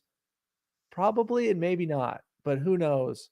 I think he'd be a guy that you could give him a seat of power within the NFL, and he'd be satisfied with his life for sure, because you could just stave off any political ambitions he might have by giving him a multi-$100 million contract to be the commentator of the NFL. If I were Tom Brady, like this is just me. Mm-hmm. If I had all of his money and all of his resources that he theoretically has, I'd go find some relatively welcoming and benign foreign country, and I would go there and I'm going to say, we're going to turn your economy around, and we're going to bring some things to this country that you're going to like. Like if I was Tom Brady, that's what I do. Mm-hmm. I wouldn't do it here, but that's what I do. Maybe someplace in South America, maybe someplace in Central America, maybe someplace in the Far East, right? Like just go do it, flip it. Use your resources, hire a team, and create kind of this new outpost. That'd be a good challenge, and you probably wouldn't have a lot of resistance in a place where they'd love it. Yeah, that'd be kind of cool. That'd be very Buccaneer, right? To do that. Totally Buccaneer. Sweet. Yeah. All right, man. Another good one. All right. Good talk, guys. Good to see everybody again. The great Al Dawg. Al, when is your audiobook going to be ready? July 4th, when the Dawg Star Sirius is closest to the sun. So I love it. So this is an audio version of Hip Hop Hypnosis, right? Yep, that is correct. The Charter, a millennial journey out of hip hop hypnosis. I'm perfecting it now, perfecting the hardcover too. So I'm working pretty hard on that. Good for you, man. All right, we look forward to that. All right, guys. See ya. The great Al Dawg. And this has been Sirius Sports. Thanks for joining us tonight.